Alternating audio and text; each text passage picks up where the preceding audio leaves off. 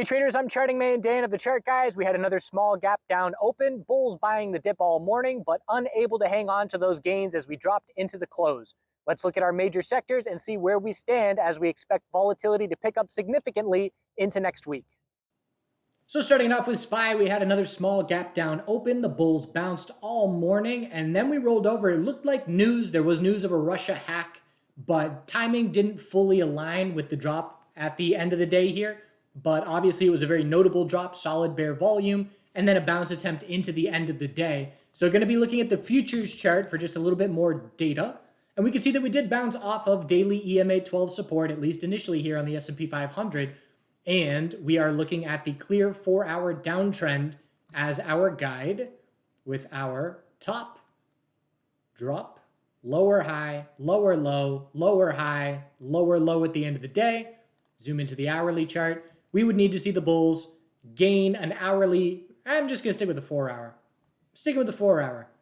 And watching those lower highs, knowing that we've got to set up a 4-hour trend change back to the bulls if a daily higher low is going to be set. Still on the S&P 500, there are no red flags yet at this point.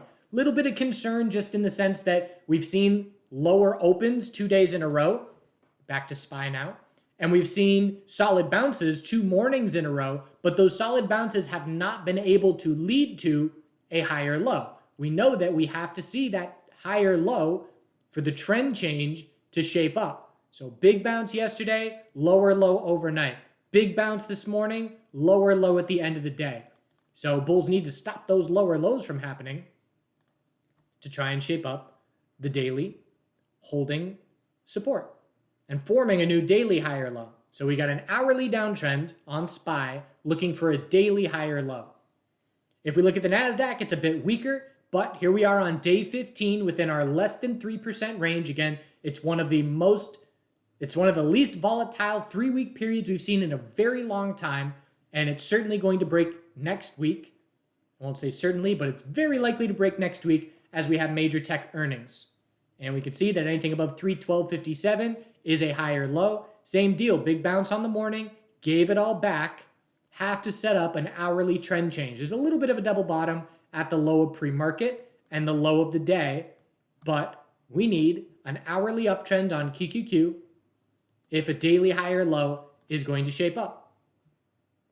So definitely keeping an eye out for weekly consolidation. Gold already saw weekly consolidation begin. Now Bitcoin has weekly consolidation underway after a pretty weak 2 days in a row. So really out of the 3 things that I've been watching, and oil has weekly consolidation underway. So all these things bounced for 4 weeks together, and everything has started weekly consolidation except for SPY and the NASDAQ. So again, it certainly will not shock us the next time we see that take shape. Tesla, big gap down and decent little bounce first thing, but bears then took over from there. And again, I forget if it was in yesterday's video, crypto or stocks, but I was talking about how you don't need to guess. You can be waiting and reacting and trading the reaction of breaks. And Tesla's a perfect example of that. And Riot is a perfect example of that today. But we've got our low of the day, high of the day, higher low, lower high, higher low, lower high, higher low, lower high, bear break. Your bear break is at 166.73. Nothing but follow through from that point. So you can see a tightening range. You don't have to guess on the direction it's going to break. If you act on the break, it's obviously not going to follow through every time, but plenty of times where it does. And Tesla today was an example of that. Tesla is in a monthly, weekly, daily, hourly downtrend. It is in a downtrend on every single time frame. The only hope that the bulls have this year is for a monthly higher low to form compared to 101. So 101 was the fear low. We had a great oversold bounce of 100%. We never confirmed a weekly uptrend. Straight bounce up, pull back, lower high, lower low. So we're in an area without much support. After the low of today, 160.56, we're looking down at 154.76. There's a gap down at 146.41. And again, there's a lot of space for an hourly lower high next bounce. There's a lot of space for a daily lower high next bounce. So the bears are really comfortable in Tesla is what it boils down to. And we will be watching for a monthly higher low. I would be really surprised if we dropped, 50% from here I guess it's less than that. 40, 45% from here. 40%. 40% from here to head to a straight, fresh, lower low. I would be surprised if that happened, but bears have full control is the bottom line. And bears are going to keep shorting the lower highs as long as they keep working. Semiconductors, bull move on the morning, gave it back into the afternoon. And I'm liking SMH 4-hour time frame. I don't often use the 4-hour time frame for stocks, but I like this downtrend support line, and I like this downtrend resistance line. So worth paying attention to this constricting range. Again, volatility is coming, whether it's tomorrow or next week. And I like this on SMH. NVDA has been a lead bull, but it is clearly struggling at 280. Just like there's some big names that have clear resistant zones that they're struggling at. So 280, 281.10, 280, and 280.30. We've got 5 days topping out within a $1.10 range at 280. And so we rejected and then dropped hard today. There's a gap to fill at 270.06, and we filled that. And so now it's just a question of, can the NVDA bulls form a daily higher low compared to 262.20 to try and salvage this sideways range, or are we going to roll over after a hard rejection from 280? Microsoft is the other name with this 292 resistance that is now a triple top going all the way back to August, and it is still in its sideways tightening range. There was nice volatility today. So for day traders, the past 2 days have been boring, but today, nice move up, nice big drop. So both sides getting some action, but we're looking for volatility in the sense of, 2% day on SPY and QQQ. And I do believe that is incoming within the next week or two.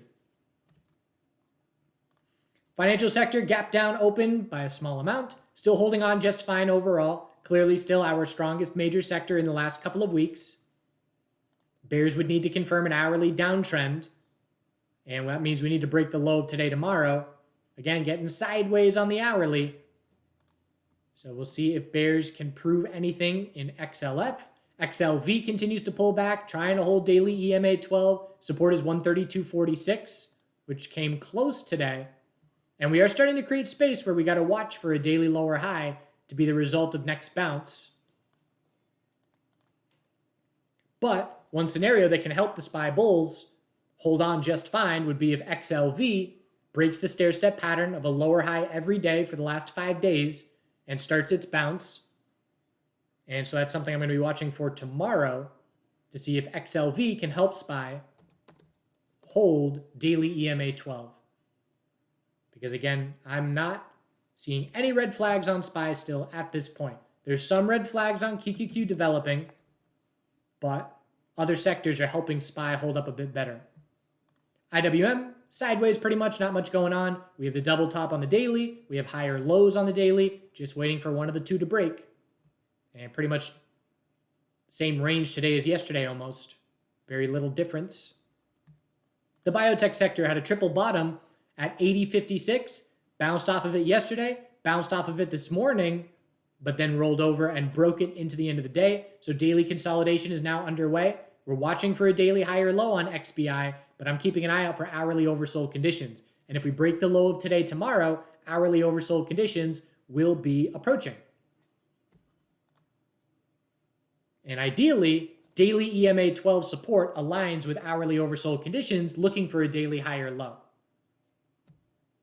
So we'll see if that shapes up. Riot was another great bear today. 2 days in a row with just distinct, clear bear correlation. And Riot had a beautiful 2-minute equilibrium, and that set the tone for the entire day. So again, don't have to guess. You could guess what would be the lean that would have you looking bearish on Riot for how this equilibrium breaks. You could say relative weakness. That could be one example. But for me, it's most likely scenarios. So on the hourly time frame for Riot after the morning bounce, what's the most likely scenario? Well, anything under the high of yesterday is an hourly lower high. At the same point in time, QQQ was bouncing all morning. What's the most likely scenario? QQQ hourly lower high.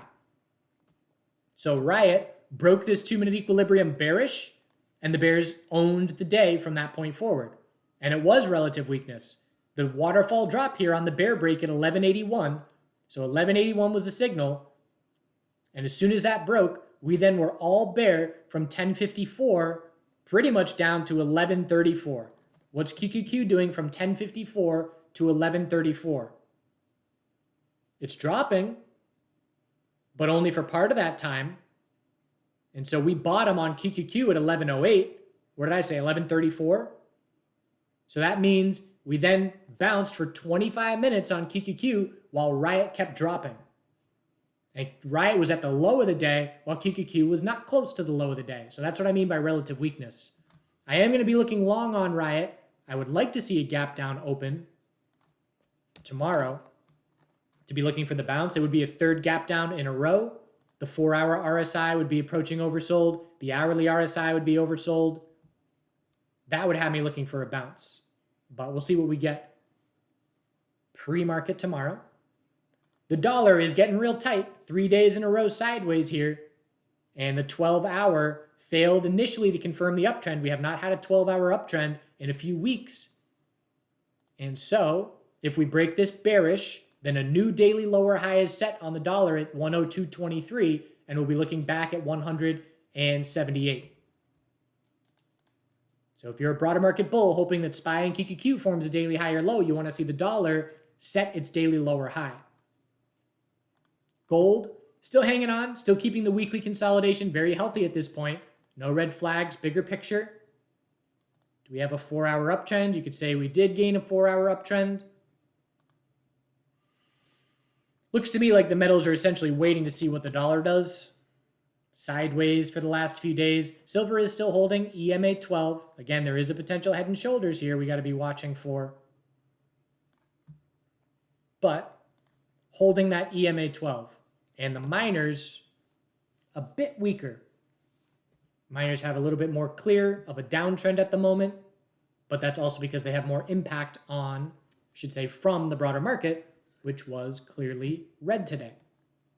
Oil keeps pulling back. So daily stair-step drop now 6 days in a row. 4-hour RSI oversold. Let's see what the 12-hour RSI, not oversold at this point. We're back in the gap fill. So the gap fills at 75.72. Clear weekly consolidation underway. So bears have full short-term control, but we're going to be looking for a daily bounce sooner rather than later. And then we'll look for a daily lower high due to the size of this drop. And natural gas, looking for the daily high or low. And tightening up on the hourly. High, low, lower high. Bulls need to hold 211 for the high or low. Again, there's just megaphones everywhere on natural gas. So wherever we bounce on the hourly, we'll see in terms of where we put this pivot line for our downtrending support line to be watching.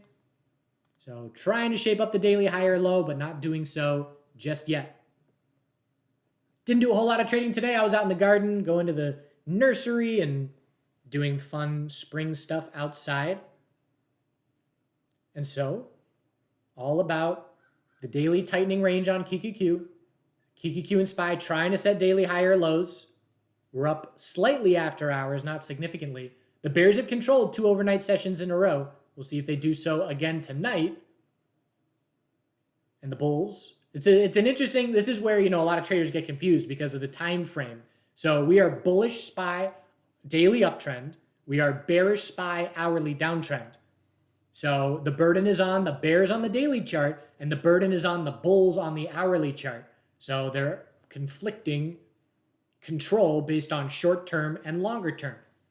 So that's where a lot of traders get confused. And that's why, is the broader market bullish or bearish? You can't really just have that one word sum up the market.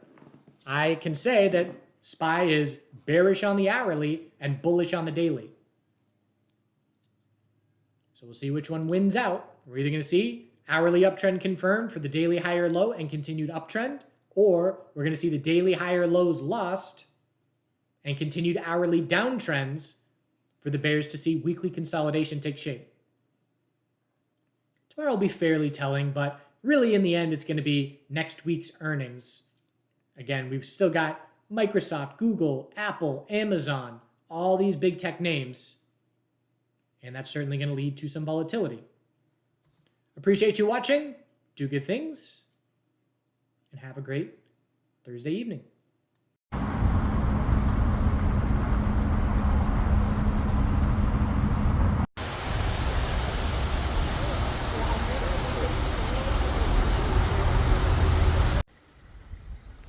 Got a honeyberry bush, snapdragons, bunch of different kinds of basil, tomato starts, and some flowers.